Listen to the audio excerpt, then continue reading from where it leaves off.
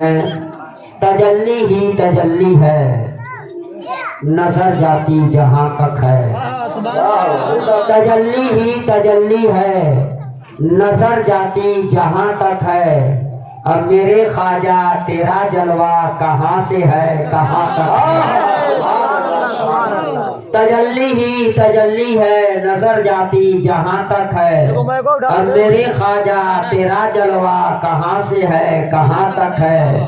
अब तेरे जलो की ताबानी का आलम है ताल्लाह, तेरे जलो की ताबानी का आलम है ताल्लाह। बुते हैरत ज़दा गोया ज़मीं से आसमां तक है।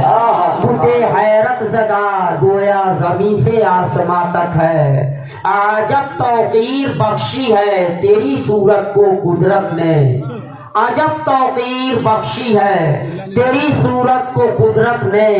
नजर जाती जहां तक है, नजर आती वहाँ है। नजर जाती जहां तक है, नजर आती वहां तक है। अब तुझे देखा है जब से महवे हैरत है फरिश्ते भी। इंसान अगर हैरत में है तो क्या बात है। शायर कहता है तुझे देखा है जब से महवे हैरत है फरिश्ते भी, कि इस मिट्टी के पुतले की पहुंच यारब कहाँ तक है।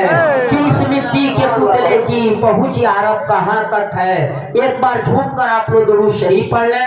अल्लाह रब्बु मुहम्मदिन सल्लल्लाहु अलैहि वसल्लम, नहनु इबादु मुहम्मदिन सल्लल्लाहु अलैहि वसल्लम। हजरात, बहुत थोड़ा सा वक्त आपका मैं लूंगा, मगर आपसे मेरी गुजारिश होगी कि दिलो दिमाग के हाजिरी के साथ आप समझने की गरज से बात को सुनेंगे, हर मुमकिन समझने की कोशिश करेंगे। मैंने कुरान मुकद्दस की आयत मुकद्दसा जिसको आज के लिए सरनामे बयान करार दिया, रब फरमाता है उसमें, माँ आता को वो रसूल हो, रसूल जो तुमको दे फखुज़ू हो तुम उसे ले लो। रब फरमा रहा है रसूल जो तुमको दे तुम उसे ले लो। इससे पता चला कि रब्बे कायनात ने अपने महबूब को देने ही के लिए भेजा, देने ही के लिए भेजा है। तभी हमसे आपसे फरमाया कि रसूल जो तुमको दे, जो आता करे, फखुज़ू हो तुम उसे ले लो। तो पता चला नबी देने ही के लिए आए।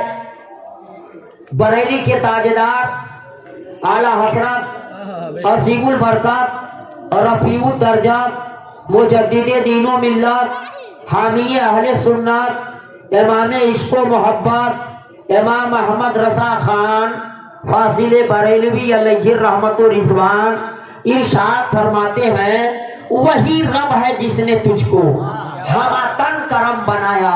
वही रब है जिसने तुझको हमा तन करम बनाया। हमें भीख मांगने को तेरा आसता बताया, हमें भीख मांगने को तेरा आसता बताया। रब ने फरमाया रसूल जो दे वो तुम ले लो। इससे पता चला तुझको किसी दुनियादार से नहीं लेना है, लेना है तो महबूबे परवरदिगार से लेना है और रसूल बावकार से लेना है। रब ने फरमाया रसूल जो तुमको दे तुम उसे ले लो। अगर इतनी बात आपकी समझ में आई तो अब मैं आपसे पूछूंगा, आप मुझे बता दीजिए देता कौन है, कौन देता है। जिसके पास पैसा न हो वो आपको पैसा दे देगा, जिसके पास जमीन न हो वो आपको जमीन दे देगा, जिसके पास खाना न हो वो आपको खाना दे देगा, नहीं ना। पता चला देता वो है जिसके पास हो, देता वो है जिसके पास हो। जिसके पास रहबे नहीं करेगा तो वो देगा कहाँ से। कोई टैक्स नहीं लगता है गौरा में बोलने पर। तो बोलिए, जिसके पास हो वही न देता है। तो अब ठीक है, अगर इतनी बात समझ गए कि जिसके पास हो वही देता, तो आप लोग इंसाफ का खून न कीजिए। बताइए, ये माइक्रोफोन मेरे पास है कि आपके पास? आपके पास। किसके पास है? आपके पास। हमारे पास है ना। मैं जिसको चाहूं उसको दे के चला जाऊंगा ना। जी जी। हाँ, क्योंकि तय यही हुआ है कि जिसके पास हो वही देता है। ये माइक्रोफोन मेरे ही पास है, मैं जिसको चाहूं उसको दे के चला जाऊंगा ना। माइक वाला मुझको जाने देगा? नहीं जाने देगा ना।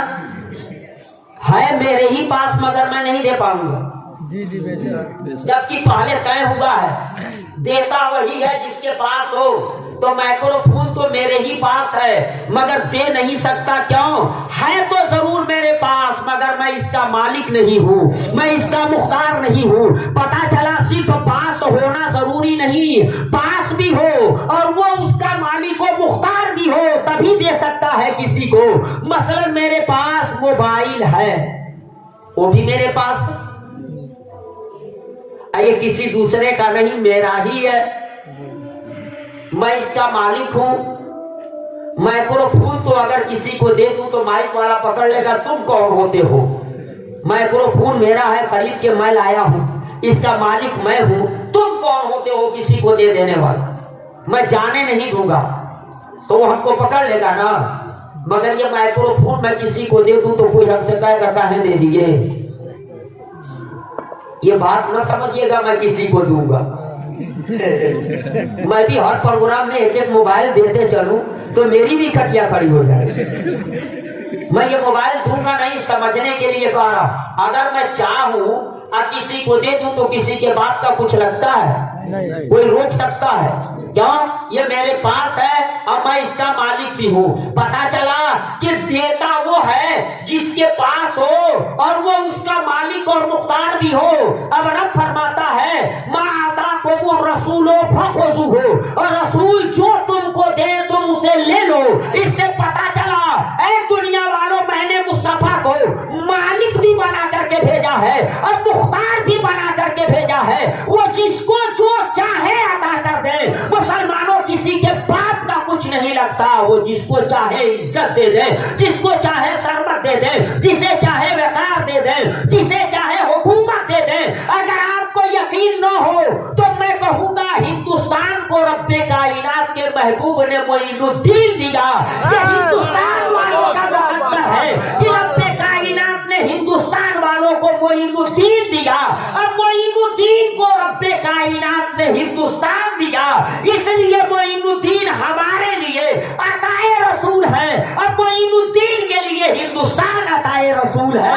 यानी रसूल पाक ने हिंदुस्तान को मोइनुद्दीन अता किया और मोइनुद्दीन को हिंदुस्तान अता किया।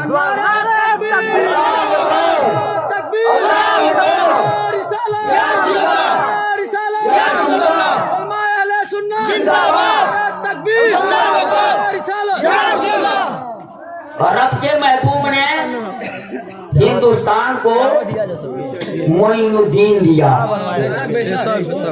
ये अताए रसूल है। अब मोइनुद्दीन अजमेरी को क्या दिया? हिंदुस्तान दिया।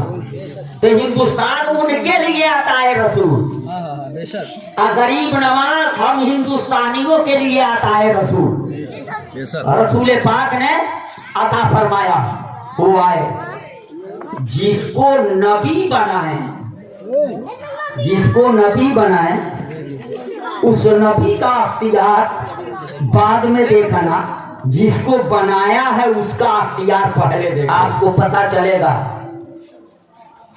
73 साल में कितने आए, कितने गए। जी जी बेशक। कितने के नाम के साथ लग गया पूर्व प्राइम मिनिस्टर, पूर्व प्राइम मिनिस्टर, पूर्व प्राइम मिनिस्टर, पूर्व प्राइम मिनिस्टर। लग गया कि नहीं? लग गया। आते रहे जाते रहे, आते रहे जाते रहे, उनकी कुर्सी बदलती रही, प्राइम मिनिस्टर बदलते रहे, उनकी हुकूमत बदलती रही, तख्त बदलता रहा, ताज बदलता रहा, राज बदलता रहा। बदलता रहा, जी आते रहे जाते रहे। पूर्व उनके साथ लग गया पूर्व प्राइम मिनिस्टर मनमोहन सिंह, कहा जाता ना। जी जी जी इसका मतलब क्या, पहले वो थे अब नहीं, उनके हाथ से हुकूमत गई, अब प्रधानमंत्री नहीं रहे, तभी ना उनके साथ पूर्व रखा। मुसलमानों, उसी लिस्ट में अटल बिहारी वाजपेयी भी होंगे, उसी में बीपी सिंह भी होंगे,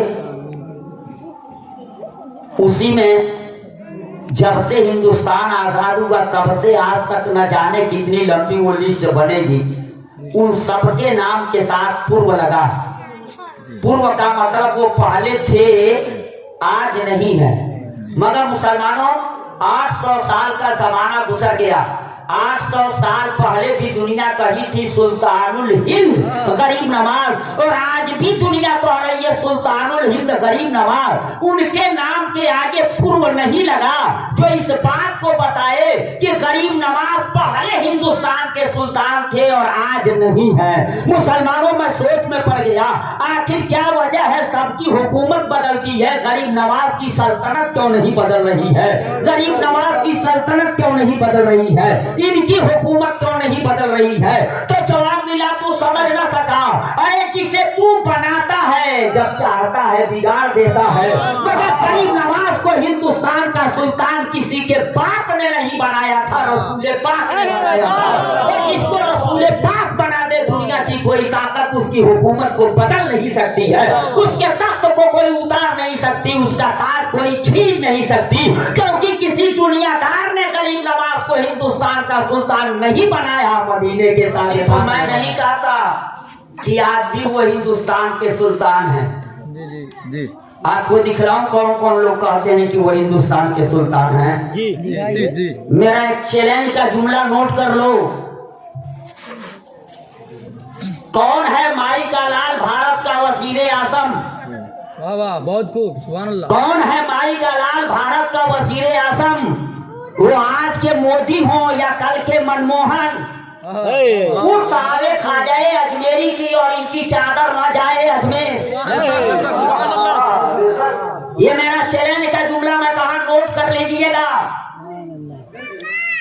कौन है माई का लाल भारत का वजीरे आजम कि वो वजीरे आजम रहे और गरीब नवाज का उर्स आए और इनकी चादर ना जाए वहाँ? आखिर इनकी चादर क्यों जाती है? किस लिए ये प्रधानमंत्रियों की चादर अजमेर जाती है?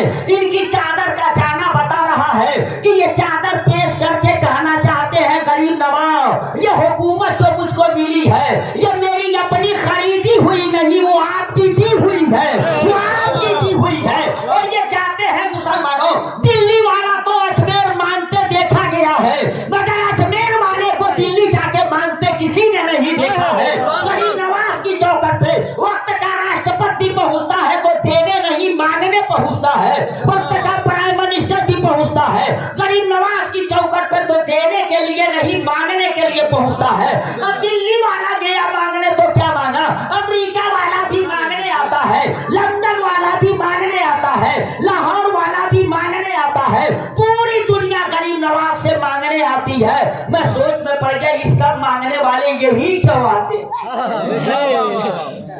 ये सब मांगने वाले यही क्यों आते हैं? तो जवाब मिला, जिसको हम बनाते हैं वो हमारे एतबार से पावर रखता है, बस और जिसको नबी बनाए हैं वो उनके एतबार से पावर रखता है। उनका खजाना तो खाली हो जाएगा। जिनको हम बनाते हैं खजाना खाली हो जाएगा, एक दिन कहना पड़ेगा कि नहीं है। मगर 800 साल का जमाना गुजर गया, 800 साल से गरीब नवाज बांट रहे हैं, बहुत खूब। मगर आज तक कभी किसी ने नहीं कहा कि खजाना खत्म हो गया। ये ना समझ लो कि सिर्फ सुरमा बांट रहे हैं, ये ना समझ लेना सिर्फ टोपी बांट रहे हैं, तख्त बांट रहे हैं, ताज बांट रहे हैं, राज बांट रहे हैं, हुकूमत बांट रहे हैं। यही वजह है कि ताजेदार भी जब वहाँ जाते हैं तो भिखारी बन के जाते हैं, कोई दाता बन करके नहीं जाता। अब वहाँ जाने वालों का हाल क्या होता है। मुसलमानों शायर कहता है गुलों के हार हाथों में सुबह पे खाजा या खाजा, है गुलों के हार हाथों में सुबह पे खाजा या खाजा। बड़ी हसरत लिए खाजा तेरा दीवाना आया है, बड़ी हसरत लिए खाजा तेरा दीवाना आया है।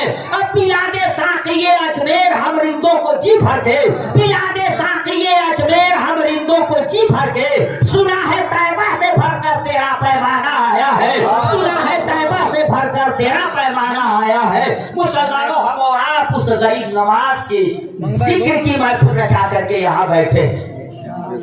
हजरात, मैंने आयते मुकद्दसा समझाने की कोशिश की, कहाँ तक पहुंचा, देता कौन है भूल गए हैं क्या आप? नहीं क्या समझाया? कौन देता है? जिसके पास हो। अब पास भी हो और उसका वो मालिक भी हो, उसका वो मुख्तार भी हो, तभी वो दे सकता है। और रब ने फरमाया रसूल जो तुमको दे तुम उसे ले लो। पता चला रब ऐलान कर रहा है कि मेरा महबूब मालिक भी है, मुख्तार भी है, वो जिसको जो चाहे वो अता कर दे। तभी बरेली के ताबेदार फरमाते हैं कौन देता है देने को मुंह चाहिए, कौन देता है देने को मुंह चाहिए। देने वाला है सच्चा हमारा नबी, देने वाला है सच्चा हमारा नबी। मुसलमानों यही वजह है जिसको नबी ने अता कर दिया दुनिया मानती है कि इसका खजाना खत्म होने का नाम नहीं। सिकंदर आधी दुनिया पे हुकूमत किया था, सिकंदर आधी दुनिया पे हुकूमत किया था, मगर जब दुनिया से जाना हुआ तो जाते जाते उसने अपना दोनों हाथ कफन से बाहर कर दिया, दोनों हाथ कफन से बाहर कर दिया। दुनिया वालों देख लो मैं कुछ लेके नहीं जा रहा, मेरा हाथ खाली है। तो कोई उसकी कब्र पे नहीं जाता मांगने, अकबर की कब्र पे कोई जाता मांगने? हिंदुस्तान का सुल्तान था अकबर, मगर कोई जाता है मांगने? जो दुनिया जाती है उसके पास कुछ ही नहीं है तो देगा कहाँ? इसीलिए वहां कोई मांगने नहीं जाता।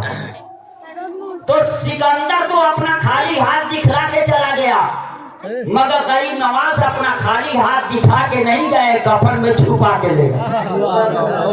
मगर दुनिया जानती है कि उस छुपे हुए हाथ में इतना खजाना है कि कयामत तक बांटेंगे तब भी खत्म होने का नाम नहीं लेगा।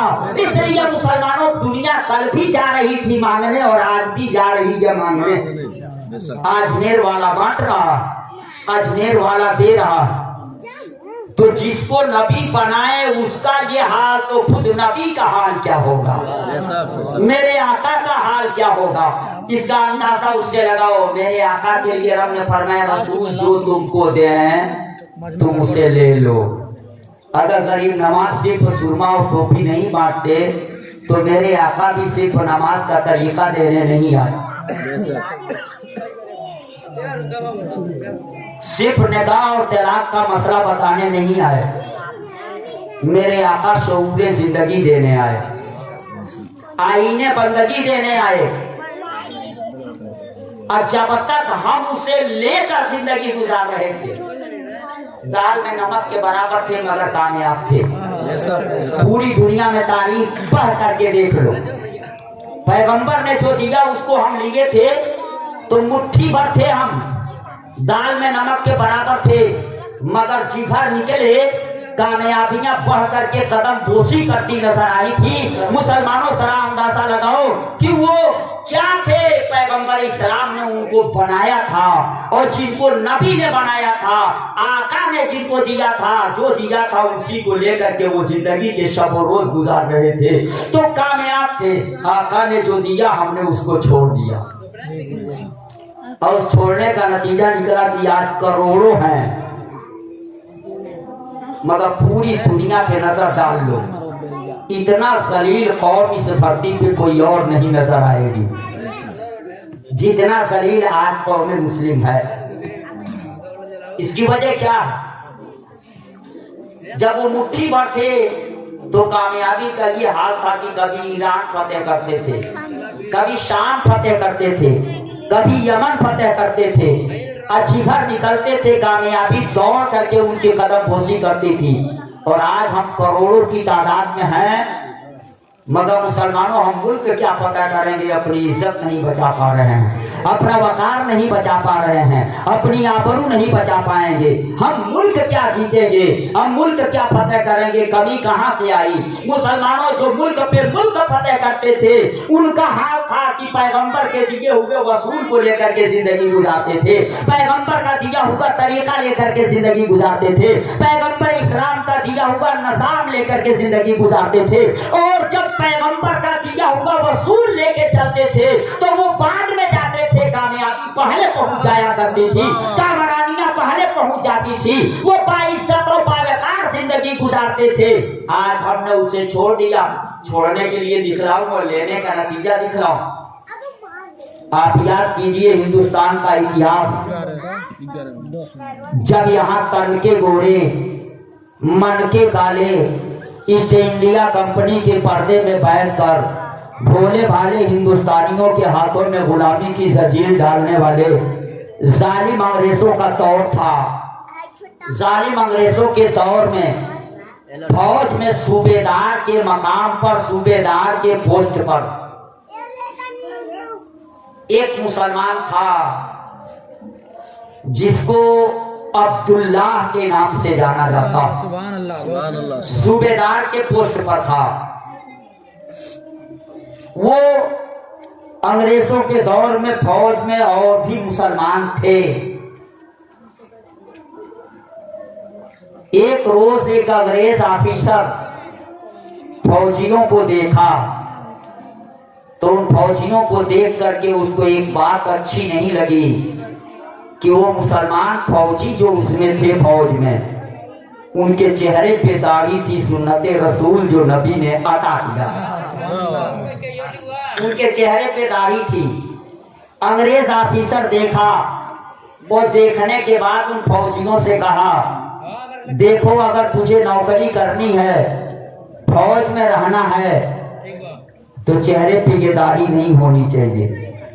आज सिर्फ हिजाब की बात करते हो, बेशक सुभान अल्लाह। आज दुनिया में हिजाब के खिलाफ आवाजें उठ रही हैं।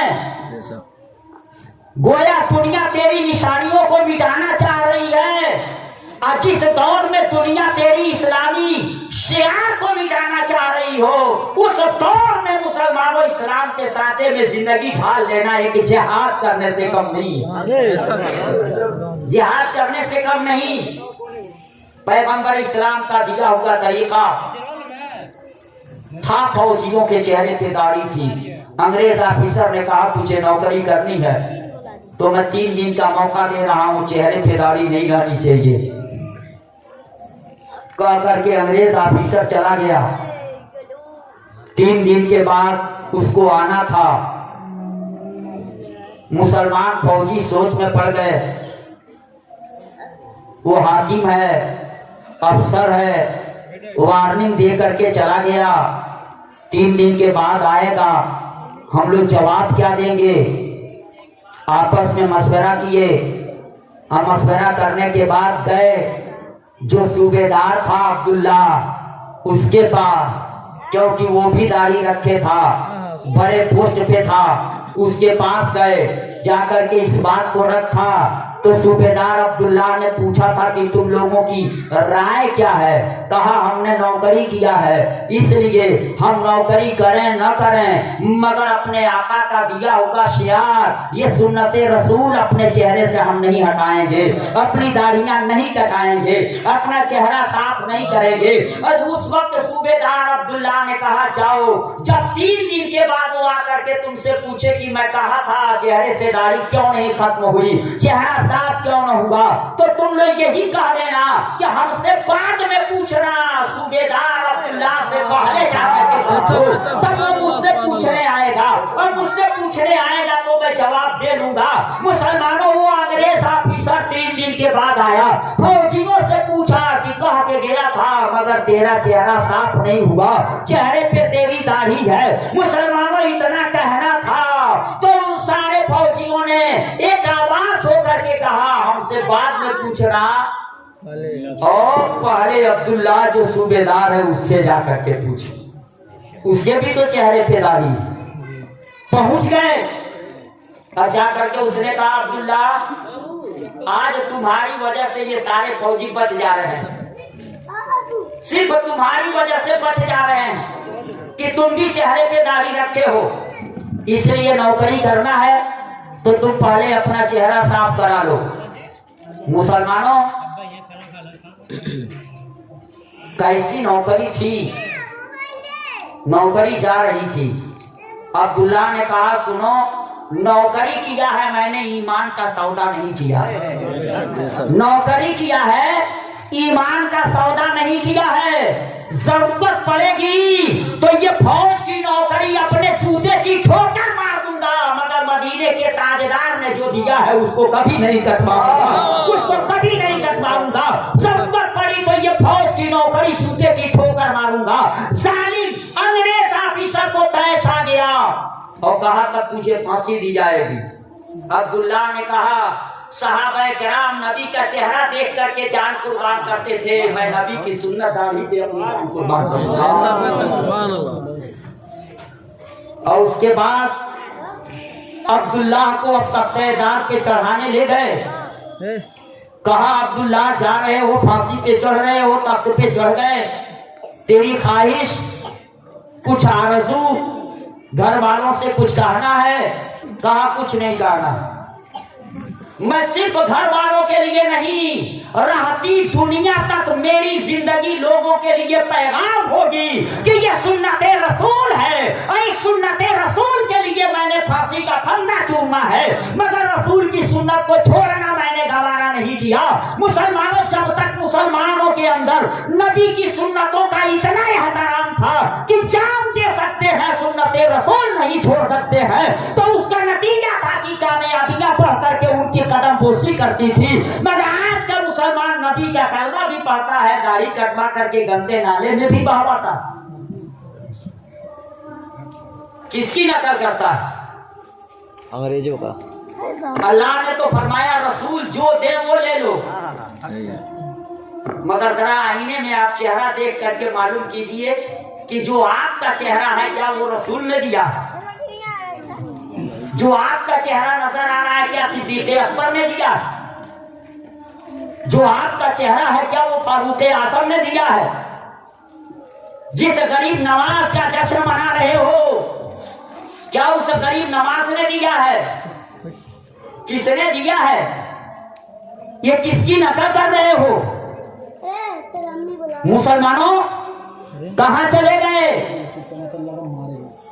कुछ लोग सोचते हैं अरे मुल्ला की दौड़ मस्जिद तक, मौलवी साहब लोग मस्जिद से मदरसा तक रहते हैं, इसलिए इनके लिए दाढ़ी रखना आसान है। मगर मैं समाज में रहता हूँ, दाढ़ी वालों का समाज नहीं है, टोपी वालों का समाज नहीं है। मैं कहता हूँ तू ही सिर्फ समाज देखे हो क्या? कुछ दिन पहले हिंदुस्तान के प्राइम मिनिस्टर की कुर्सी पर मनमोहन सिंह थे कि नहीं थे? क्या मनमोहन सिंह के चेहरे पे दाढ़ी थी कि नहीं थी? समाज क्यों नहीं देखा? पगड़ी थी कि नहीं उनके सर पे? समाज क्यों नहीं देखा? अब मनमोहन सिंह प्राइम मिनिस्टर की कुर्सी पर बैठे, तू तो चपरासी भी ना बन सका और समाज देखता है। तू तो चपरासी भी ना बन सका और समाज देखता है। मनमोहन सिंह तो हिंदुस्तान के प्राइम मिनिस्टर की कुर्सी पर बैठे थे। अब उनसे पहले ज्ञानी जैन सिंह का एक वक्त था जो राष्ट्रपति की कुर्सी पे बैठे थे। मगर मुसलमानों, ये दोनों अपने चेहरे पे दाढ़ी लेकर के इन बड़ी कुर्सियों पे बैठे थे। वो मनमोहन सिंह प्राइम मिनिस्टर की कुर्सी पे बैठे, दाढ़ी लेकर के कोई एतराज नहीं, पगड़ी बांध करके बैठे, कोई एतराज नहीं। मैंने पूछा मनमोहन सिंह, ये मुल्क जमहूरी मुल्क है जहाँ शरीयत की बुनियाद पे फैसला किया जाता है। जमहूरियत वो तर्ज़ हुकूमत है कि जिसमें जमहूरियत वो तर्ज़ हुकूमत है कि जिसमें बंदों को गिना करते हैं, तौला नहीं करते। यहाँ तौला नहीं जाता, गिना जाता है। 2 कैंडिडेट इत्तेफाक से चुनाव भी हो रहा है, 2 कैंडिडेट लड़ रहे हो, इलाके भर के डॉक्टर, मास्टर, इंजीनियर, प्रोफेसर जितने पढ़े लिखे हैं वो सब मिल करके एक इंसान को चुनते, उसको वोट कर दे। उनकी तादाद 500 हो। इलाके भर के जाहिल उसके मुकाबले में दूसरे को वोट दे दें, उसकी तादाद 510 हो जाए। जीतेगा कौन? 510 वाला ना। ये नहीं देखा जाएगा कि यार बेवकूफ जाहिल अनाड़ी लोगों का वोट है तो पढ़े लिखे लोगों ने चुना, ये नहीं देखा जाएगा।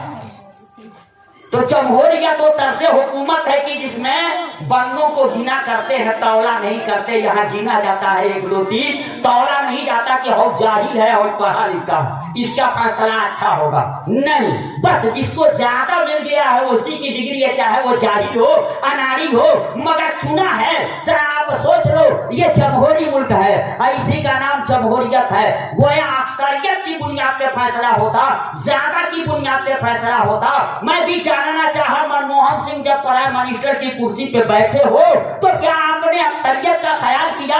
कई % लोग इस मुल्क में दाढ़ी वाले हैं जिनका ख्याल करके आप दाढ़ी के साथ बैठ गए प्राइम मिनिस्टर की कुर्सी पर। कई % लोग पगड़ी वाले हैं जिनका ख्याल करके आप पगड़ी लेकर के बैठ गए प्रधानमंत्री की कुर्सी पर। ज्यादा का ख्याल किया कि कम का ख्याल किया? तो कहेंगे सुन मेरी अपनी पहचान है, कच्छ कला कंघा केस करकता सिखों का भेद। हमको ये पहचान हमारे गुरु गोविंद ने दिया है, गुरु नानक ने दिया है, यह हमको पहचान दिया है। जो पहचान हमको दिया है वो पहचान हम लेके रहेंगे। जरूरत पड़ी तो प्राइम मिनिस्टर की कुर्सी छोड़ूंगा, मगर अपने गुरु का दिया हुआ पैगाम नहीं छोड़ूंगा, अपनी पहचान नहीं छोड़ूंगा। मुसलमानों वो चेहरे पे दाढ़ी रखे प्राइम मिनिस्टर होकर के समाज का ख्याल न किया, मगर मुसलमान मैं पूछना चाहता, अगर गुरु नानक ने अपने मानने वालों को पहचान दिया है तो क्या तेरे नबी ने तुझे कोई पहचान नहीं दी थी? क्या पता लगाया? कुरान में तो खुदा कह रहा है, माँ आता को रसूलों को खोजू, वो रसूल जो तुमको दे तुमसे ले लो। तो गुरु नानक ने सिखों को पहचान दी, गुरु गोविंद ने सिखों को पहचान दी।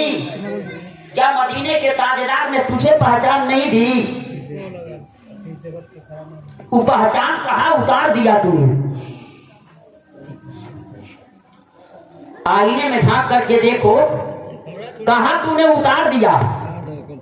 और जो पहचान उतार दे ठोकर खाता, पहचान उतार दे तो ठोकर खाता। अगर आपको यकीन न हो तो मैं आपको, चूंकि मेरा मकसद सिर्फ अपनी बात समझाना होता।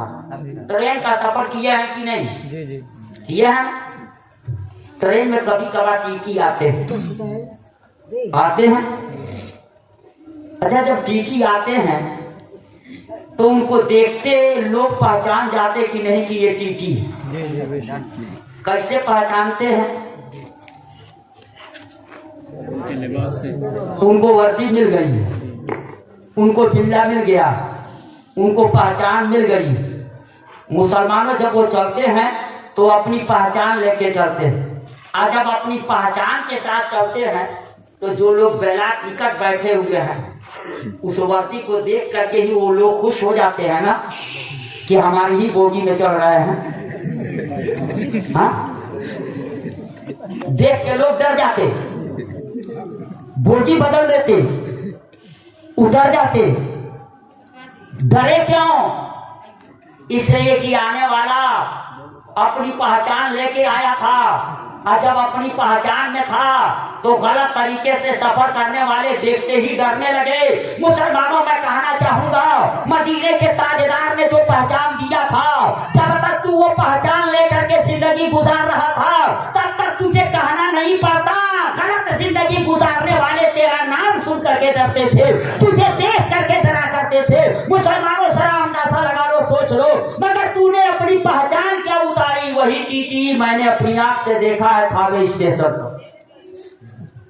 थावे स्टेशन पर पहले वो सिर्फ छोटी गाड़ियां चलती थी, छोटी पटरी थी। मुसलमानों तो थावे में ट्रेन पकड़ने आया तो जाकर के टिकट कटाया तो एक नौजवान लड़का पतला ही दुबला था, वही टिकट दे रहा था। टिकट ले लिया और टिकट लेकर के आया, गाड़ी खड़ी थी उसमें बैठ गया। तो थावे से चलती थी गाड़ी, उसमें बैठ गया। अभी थावे से चली नहीं थी, वही जो टिकट काटे था वही आकर के यहीं गाड़ी में देख भी रहा है, लोगों से पूछ भी रहा।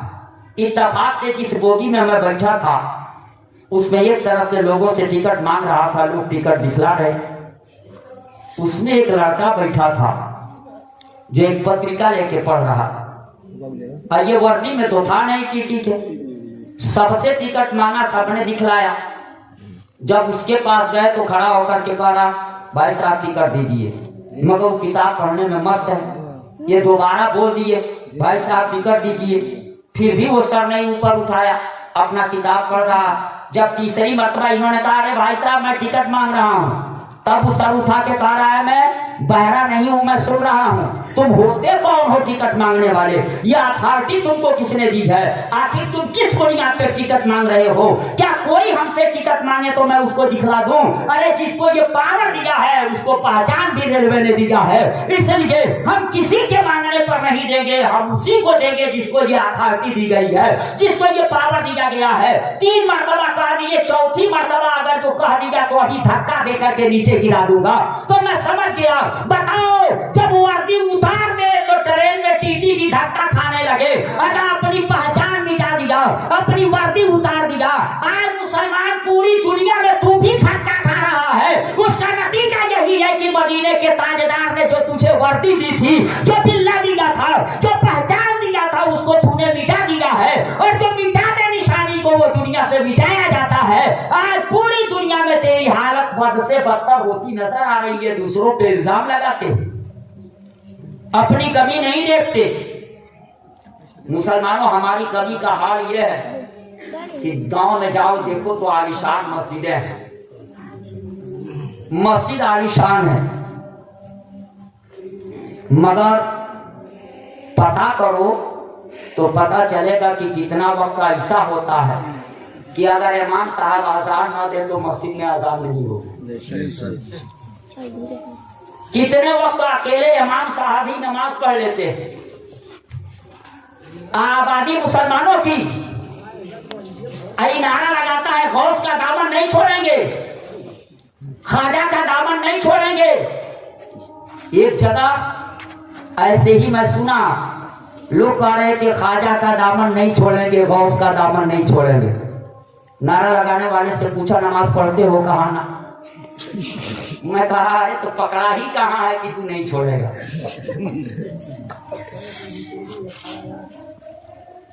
तो एक ने कहा, सही कह रहा, नहीं छोड़ेगा।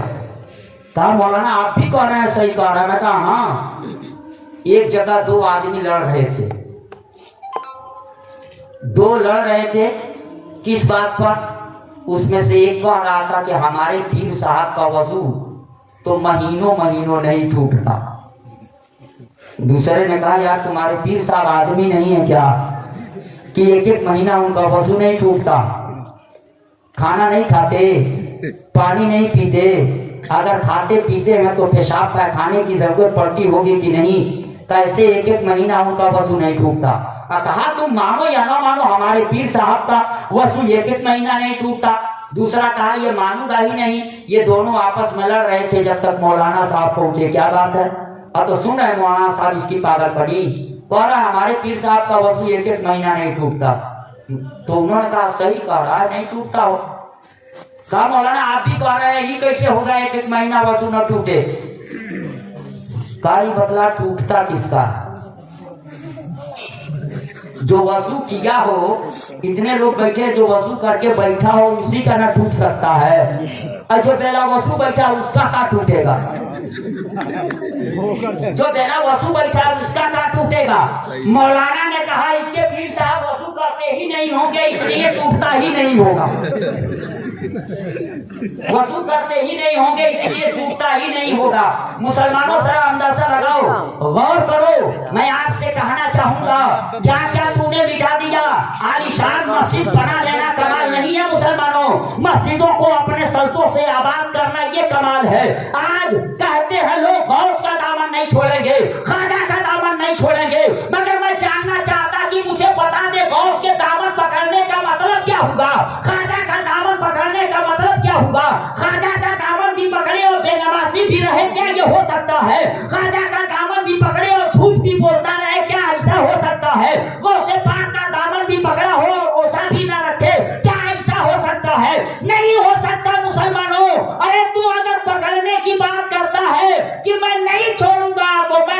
पहले तू पकड़ने का काम कर। जो गरीब नवाज का दामन पकड़ेगा वो नमाजी बन जाएगा। जो गरीब नवाज का दामन पकड़ेगा वो रोजेदार बन जाएगा। जो गरीब नवाज का दामन पकड़ेगा मुसलमानों, मैं अब कहता हूं कि वो अपनी मस्जिदों को अपने सल्तों से आबाद करने का काम करेगा। मस्जिदों को अपने सल्तों से आबाद करने का काम करेगा। यहाँ तो हाल यह है कि नमाजों नहीं पढ़ता, गौ से पाक का दामन नहीं छोड़ेंगे। रोजा भी नहीं रखता, खाजा पाक का दामन नहीं छोड़ेंगे। मुसलमानों पाक साफ भी नहीं रहता, गौ से पाक का दामन नहीं छोड़ेंगे। जरा आप अंदाजा लगाओ, सोचो मुसलमानों पकड़े हो? पकड़े हो? नहीं। इसलिए मैं आप लोगों से कहूंगा, बड़ी अच्छे आप लोग हैं कि गरीब नवाज की छठी के मौके पर आपने इस प्रोग्राम को रचाया, सजाया, कराया है। ऐसे जाड़े में बैठ करके आप सुन भी रहे हैं। हजरात, अपने आप को बदलो। और कुरान ने जो कहा, और रसूल जो तुमको दे तुम उसे ले लो। तो मेरे आका ने नमाज नहीं दिया है क्या? दिया है ना। और कहां से लाके दिया है? मुसलमान होने के नाते बता दीजिए कहां से लाके दिया है? जो जहां जाता वही के एतबार से तोहफा लाता,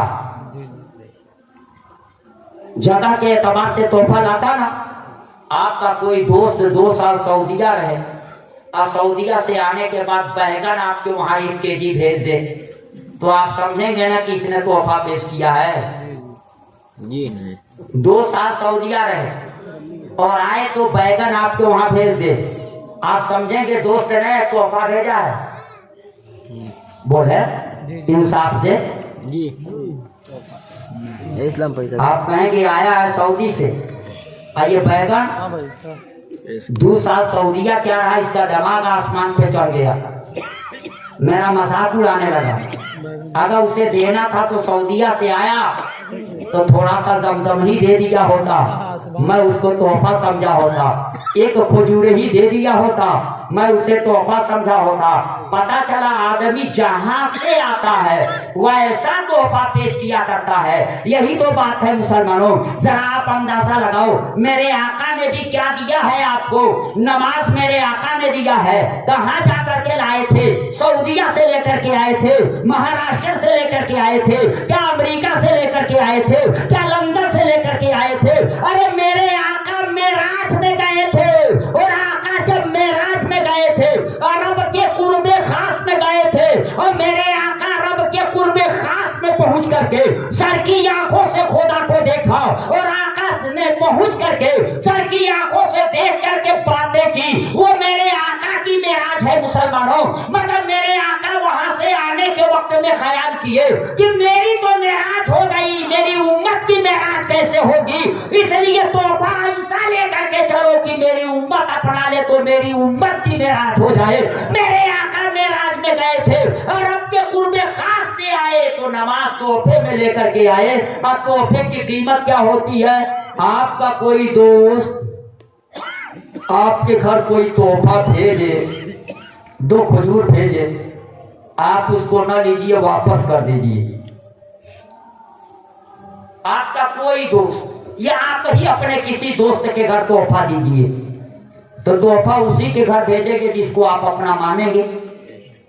दोस्त माने, रिश्तेदार माने, पड़ोसी माने, उसी के घर न भेजेंगे। तो आप इंसाफ से बताइए, आप किसी को अपना जान करके तोहफा दिए और उसके वहां भेजे, वो वापस कर दे, न ले, तो आपको खुशी होगी ना? खुशी नहीं ना होगी? तकलीफ पहुंचेगी ना कि मैं तोहफा दिया, उसने कबूल नहीं किया।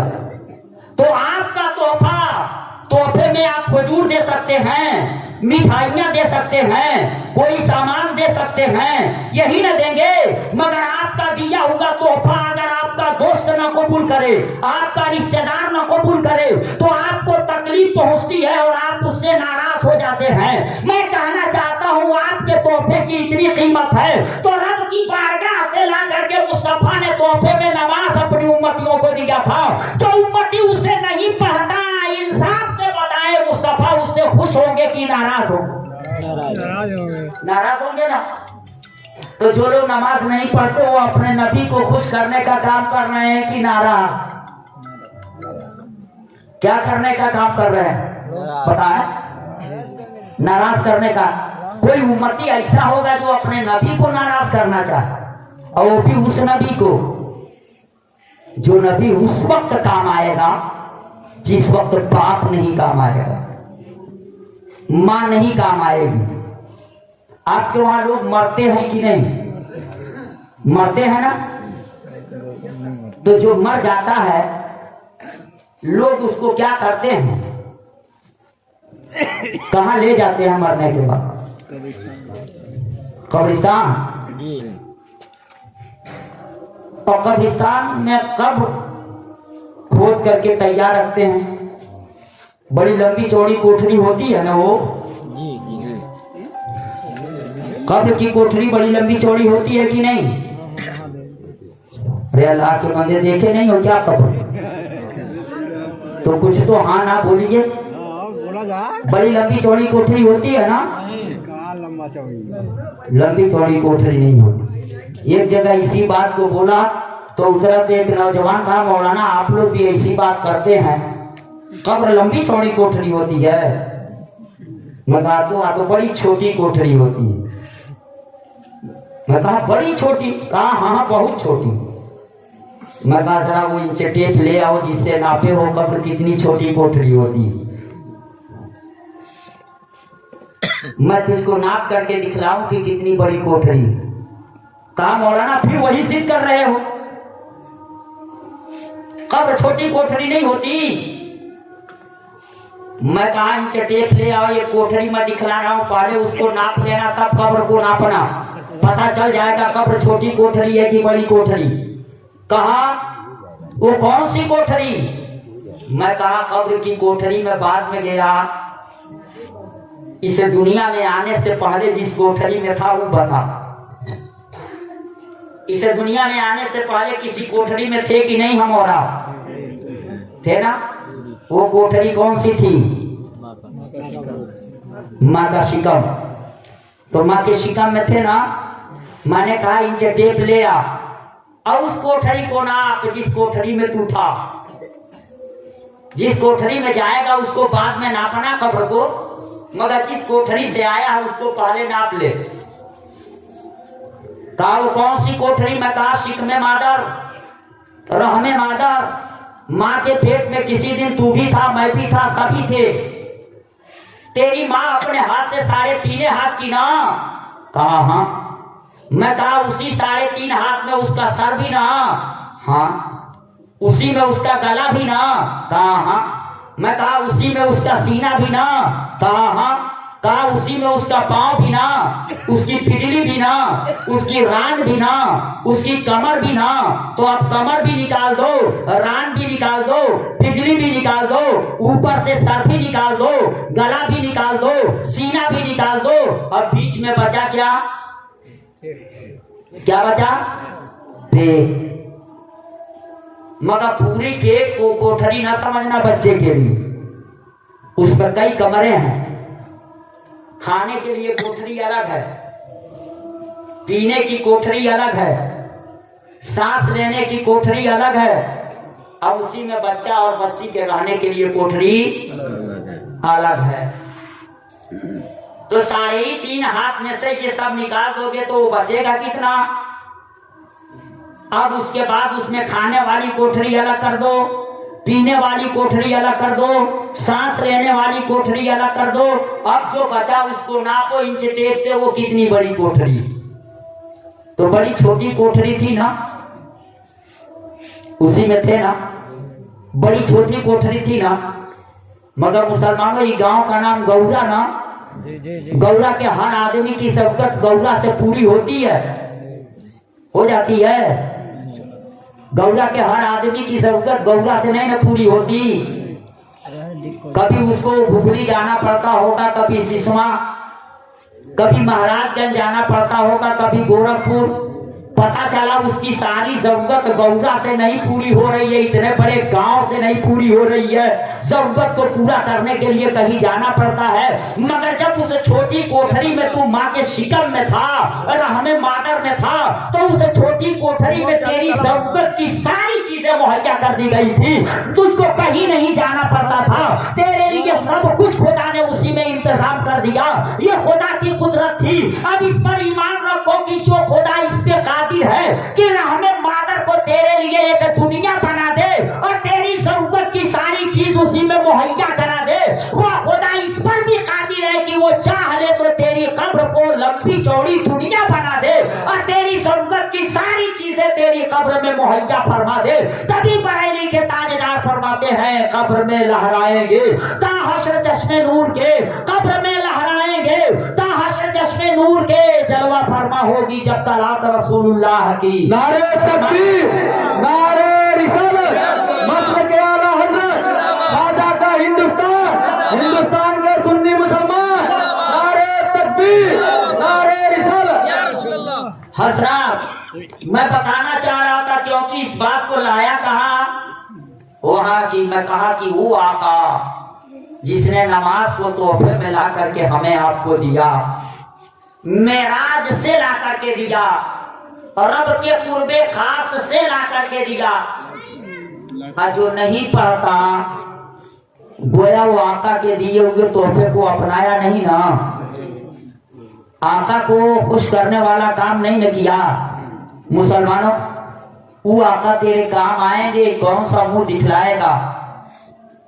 जब इंतकाल कर जाता है इंसान तो उसको लेकर के लोग कहाँ जाते? नहला करके, कफना करके, खुशबू में बसा करके, इज्जत के साथ कंधे पे उठा करके और लोग ले करके जाते, नमाज़े जनाजा पढ़ करके उसकी कब्र में उतार देते ना। क्या मरने वाले के साथ उसका बाप जाता है? भाई, भतीजा, बेटा, रिश्तेदार कोई जाता है? कोई नहीं जाता। सब उसमें लेटा करके तख्ता लगाए, मिनहा खलकनाकुम व फीहा नुईदुकुम व मिनहा नुखरिजुकुम तारतन उखरा। सब उसमें अकेले छोड़ करके चले आते हैं। अकेले ही ना होता, अकेले होता ना। जब अकेले होता ये लोग चले आते तो उसमें कुछ होता है क्या? कब्र में कुछ होता है? मुसलमान होने के नाते बताओ तो। जी जी, सवाल जवाब कौन करता है? गांव के मुखिया जी जाते हैं सवाल करने। कौन करता? फरिश्ते। वो दो फरिश्ते होते ना, दोनों में एक का नाम मुनकर, दूसरे का नाम नकीर। मुनकर नकीर ये दो फरिश्ते आते ना कब्र के अंदर सवाल करने के लिए। बताओ, अकेले है कब्र में और वहां दो फरिश्ते आ गए सवाल करने के लिए। न माँ है, न बाप है, न भाई है, न बेटा है, न भतीजा है, न कोई रिश्तेदार है, और वो आएंगे सवाल करने के लिए। आंखें पहाड़ के बराबर बराबर नीली नीली होंगी, नाखून उनके 70-70 गज लंबे होंगे, डरावनी शक्ल होगी। आएंगे सवाल करने के लिए, वैसे ही कदमों के नीचे से जमीन खिसक जाएगी, कलेजा मुंह को आने लगेगा। मुसलमानों, जवाब देने की हिम्मत होगी? नहीं होगी। वहां कोई काम नहीं आएगा। मुसलमानों, कोई काम नहीं आएगा। एक जात काम आ सकती है। वो जात कौन? वो बरेली के ताजेदार जिन्होंने कंजुल ईमान दिया। वो बरेली के ताजेदार उसकी ड्राइंग पेश करते हैं, कब्र के उस नक्शे को पेश करते हैं। कहते हैं खड़े हैं मुनकर नकीर सर पर। ये मुनकर नकीर कौन? वही दो फरिश्ते जो कब्र में सवाल करने के लिए आएंगे। वो कहते हैं खड़े हैं मुनकर नकीर सर पर, न कोई हामी न कोई यावर, बता दो आकर मेरे पैगंबर की सख्त मुश्किल जवाब में है। बता दो आकर मेरे पैगंबर की सख्त मुश्किल जवाब में है। मुसलमानों, कब्र की कोठरी में मदीने के ताजदार को पुकार रहे हैं, मगर तू कौन सा मुंह लेकर के मदीने के ताजदार को पुकारेगा? क्यों, किस कौन सा मुंह लेकर के पुकारेगा?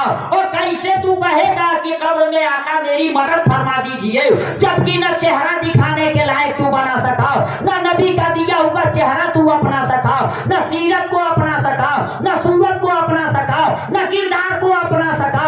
मुसलमानों, अगर कब्र में आका ने कह दिया ये मेरा हो कैसे सकता है, जो मैंने दिया उसमें से कुछ भी लेके नहीं आया, तब होगा क्या? क्या होगा मुसलमानों? ये दुनिया 4 दिन की चांदनी और फिर अंधेरी रात है। ये दुनिया छोड़ करके जाना है। बड़ा अच्छा काम आप लोगों ने किया कि इस महफिल पाक को रचाया और सजाया। मैं यहाँ पहुंचा तो मस्जिद को देख करके तबीयत खुश हो गई, मगर मस्जिद में नमाजियों को देखा तो दिल को चोट लगी कि मुसलमानों, मैं मालूम किया यहाँ आबादी कितनी है। बताया लोगों ने 60-70 घर की आबादी है। मैं कहा 60-70 घर की आबादी और मस्जिद में यही नमाजी। मैं खुद से समझ गया मुसलमानों, ये लोग अभी बहुत दूर है मस्जिद से बहुत दूर है। मस्जिद तो बना ली सब भर में ईमान की हरारत वालों ने, मस्जिद तो बना ली सब भर में ईमान की हरारत वालों ने। मन अपना पुराना पापी है, परसों में नमाजी बन न सके।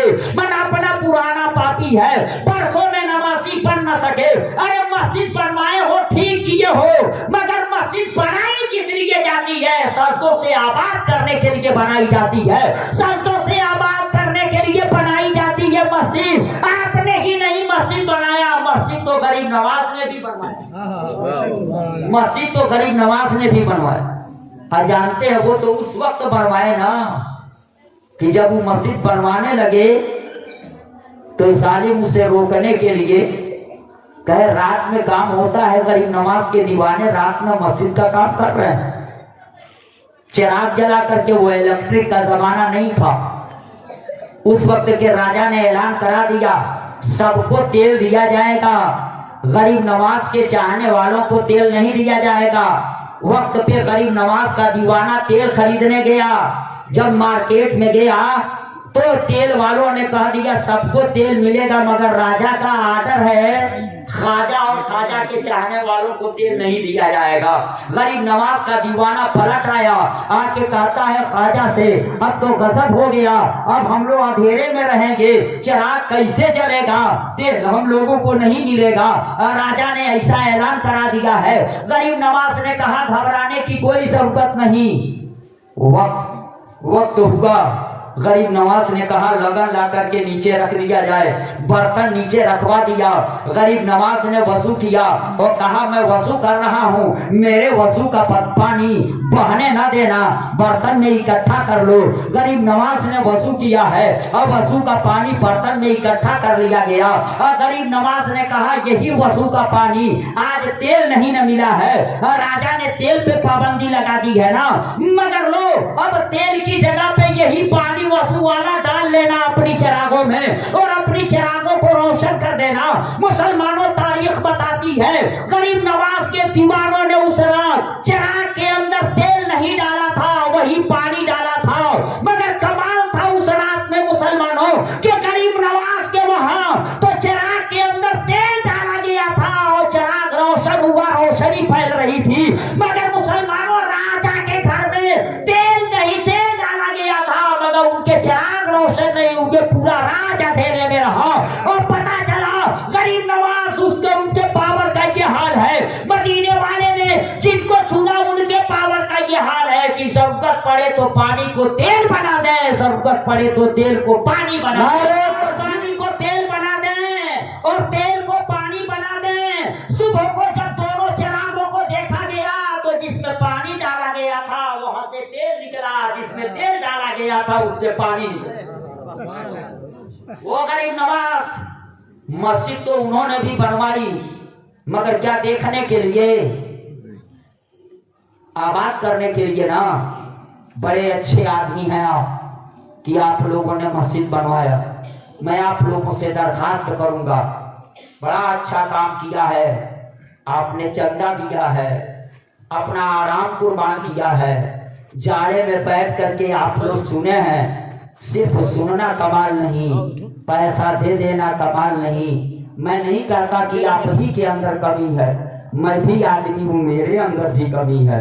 मैं कह रहा हूँ कि धीरे धीरे आप लोग अपनी कमियों को दूर कीजिए, नहीं 5 वक्त पहुंच पा रहे हैं मस्जिद में, 2 वक्त पहुंच जाइए, 3 वक्त पहुंच जाइए।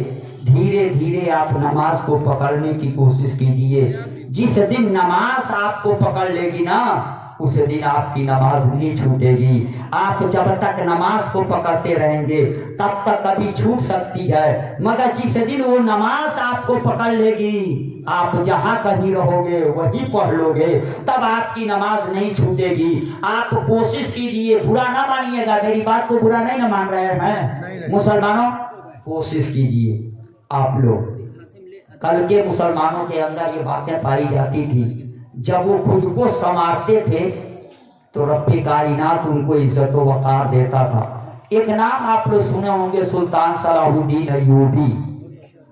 सुल्तान सलाहुद्दीन अय्यूबी नाम सुना है कि नहीं आप लोगों ने?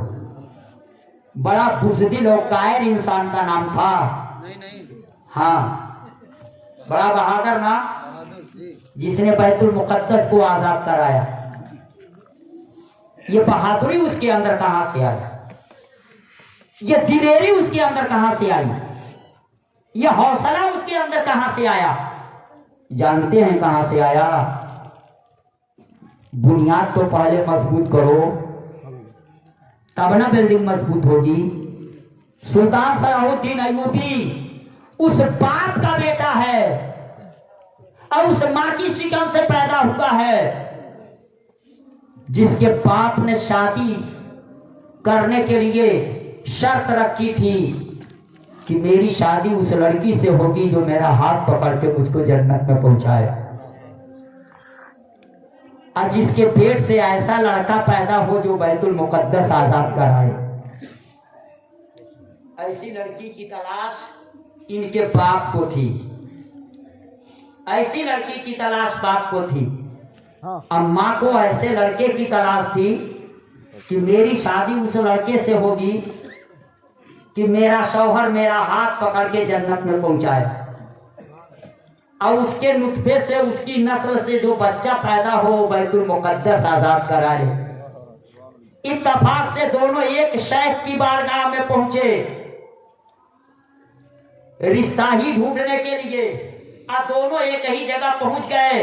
उस शेख ने इन दोनों का रिश्ता किया, दोनों का निकाह हुआ। बाप को जिसकी चाहत यह है कि मैं अपनी शादी तो करूंगा मगर उस लड़की से करूंगा जो लड़की इतनी नेक और पारसा हो कि मेरा हाथ पकड़ करके जन्नत में पहुंचा दे, और उसके पेट से जो बच्चा पैदा हो वो बैतुल मुक़द्दस आजाद करा दे। मुसलमानों, जब ऐसे माँ और बाप अपने आप को संवार लिए थे, बाप का जज्बा ऐसा था, माँ का जज्बा ऐसा था, ऐसे माँ बाप जब इकट्ठा हुए तो मुसलमानों ऐसे मर्द के नुतफे से और ऐसी माँ की पेट से पैदा होने वाला सुल्तान सलाहुद्दीन अय्यूबी बना था, और उसी ने बैतुल मुक़द्दस को आजाद कराने का काम किया था। आज लोग कहते मौलाना साहब मेरा लड़का बिगड़ गया,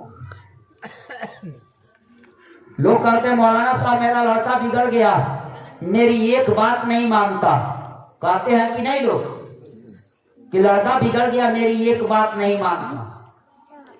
एक साहब आए मुझसे कहने की एक भी बात नहीं मानता मेरा लड़का।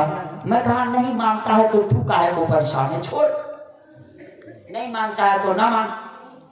कहा मौलाना साहब अच्छी आदमी है आप, मैं उसका बाप हूं, मैंने पाला है, पोसा है, परवान चढ़ाया है, खिलाया है, पिलाया है, दवा इलाज कराया है, पढ़ा लिखा के यहाँ तक पहुंचा दिया, और आप कह रहे नहीं मानता तो ना माने, छोड़ दीजिए, तकलीफ नहीं होगी। मैंने पाला पोसा उसको है, पढ़ाया लिखाया है, और मेरा बच्चा मेरी बात नहीं मानता। मैं कहा तेरा बच्चा नहीं मानता तो शिकायत करने आया, तो उस लड़के का बाप ही ना है। तेरा बच्चा तेरी बात नहीं मानता तो शिकायत करने आया है, उससे बड़ा तो मुजरिम तू है, तेरी शिकायत किससे की जाए? कहा मैं क्या मुजरिम हूं? कहा जिस खुदा ने तुझको जिंदगी दी है तू भी उस खुदा की नहीं मानता। तू अपने बेटे का बाप ही ना है, खुदा नहीं ना है, मगर तू तो अपने खुदा की नहीं मानता जिस खुदा ने रहमे मादर में तुझे पैदा किया, बनाया, खूबसूरत जिस्म दिया, तू अपने खुदा की नहीं मानता तो एक बार भी नहीं शिकायत करने आता मौलाना साहब मैं अपने खुदा की नहीं मानता कितना बड़ा मुजरिम हूं। और तेरा बेटा तेरी नहीं मानता तो शिकायत करता तेरा जगह। तेरा बेटा तेरी ना माने तो मुजरिम, और तू अपने खुदा का ना माने तो तू नहीं मुजरिम है। क्या तू अपने खुदा की मानता है? खुदा ने फरमाया नहीं है कुरान में अकीमुस्सलात नमाज कायम करो। अगर नहीं कायम किए तो तुम माने नहीं माना। खुदा ने नहीं फरमाया तू ज़कात तुम अपने माल की ज़कात दो। तुम अपने खुदा की माने, बेटा तेरा ना माने तो शिकायत कर, और तू अपने खुदा की ना माने तो कौन शिकायत करेगा? इसलिए मैं कहूंगा तारीफ बनवा के बेटे को वफादार ना बनाओ, तू अपने खुदा के वफादार बन जाओ, तेरा बेटा तेरा वफादार बन जाएगा। जिस दिन तू खुदा के हुक्म पे अमल करने लगेगा उस दिन से तेरा बेटा तेरे हुक्म पे अमल करने लगेगा। अगर चाहते हो कि तेरा बेटा वफादार हो जाए तो तुम क्या करो, तुम पहले खुदा के वफादार बन जाओ।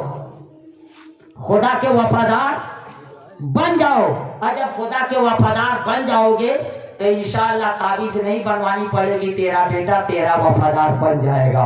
तू अपने खुदा की मानना शुरू कर दे और रब के हुक्म पे अमल करना शुरू कर दे, तेरा बेटा तेरे हुक्म पे अमल करने लगेगा। तेरा बेटा तेरा फर्मा बरदार बन जाएगा, तेरा बेटा तेरी बातों को मानने लगेगा। मगर तू खुदा की नहीं मानता तो एक बार नहीं शिकायत करता, और तेरा बेटा तेरी नहीं मानता तो तेरा आदमी से शिकायत करता। तू बच्चा बिगड़ा क्यों? तू नहीं बिगड़ा होता तो बच्चा बिगड़ा ही नहीं होता। तू अपनी जिंदगी को संवार और खुद को संवारोगे तो इंशाअल्लाह बच्चे भी समझ जाएंगे। आप खुद अपनी मस्जिदों को अपने सजदों से आबाद करो, इंशाअल्लाह देखते देखते आपके बच्चे भी मस्जिदों में पहुंचने लगेंगे, आपके बच्चे भी मस्जिदों को अपने सजदों से आबाद करने लगेंगे। बड़े अच्छे लोग हैं आप कि आप लोगों ने इतनी देर तक मेरे जैसे मौलवी को बर्दाश्त किया है, जबकि मैं लतीफे नहीं गा पाता, मैं हंसा खिला नहीं पाता, मैं सख्त सुस्त बातें कहता हूँ, और उस पर भी आप लोगों ने बैठ करके सुना है। किसी को कोई तकलीफ बात समझ में आई है? मुसलमानों के अंदर कमियां हैं कि नहीं है? आप प्रोग्राम कराए, इसमें सुनने के लिए आए। मैं आप लोगों से भी कहूंगा कि बड़ी अच्छी बात है। मैं दुआ करूंगा रब्बे कायनात आप सबको गरीब नवाज के गुलामों में कबूल फरमा ले। मगर मैं कहूंगा मुसलमानों गरीब नवाज के गुलाम बन करके जिंदगी गुजारना, सच्चे पक्के गरीब नवाज के गुलाम बन जाना, ताकि तुझको कहना न पड़े, दुनिया तुझको देखे तो कहे ये गरीब नवाज का चाहने वाला लग रहा है, इसकी सूरत बता रही है, इसकी सीरत बता रही है, इसका किरदार बता रहा है, इसके अफाल बता रहे हैं, इसके कारोबार बता रहे हैं। इसलिए मुसलमानों में कहूंगा सही मानों में आप अपनी जिंदगी को इस्लाम के सांचे में ढाल लो, और जिस गरीब नवाज का जश्न मना रहे हो उस गरीब नवाज ने जो दिया है उसे अपनाओ, जो तौर तरीका दिया है जिंदगी गुजारने का, जो वसूल और ज़ाब्ता दिया है उसको अपना लो और अपना करके जिंदगी गुजारो। इसी में हमारी आपकी सबकी भलाई है। बड़े अच्छे आप लोग हैं।